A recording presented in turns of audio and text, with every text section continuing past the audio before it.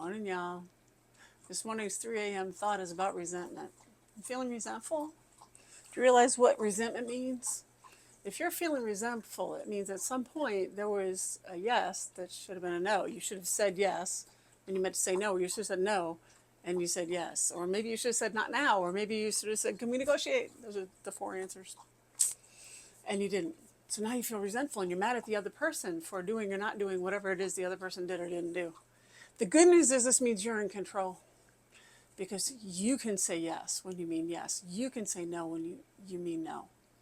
And don't have apologies, because your authentic yes or no, or not now, or can we negotiate, is a lot healthier than all of this resentment that's building.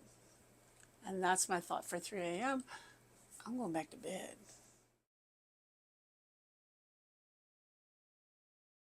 See, Hannibal, you're up there. You're right there. See you? Is it time to go to bed? I think it's time to go to bed. She knows. She just knows.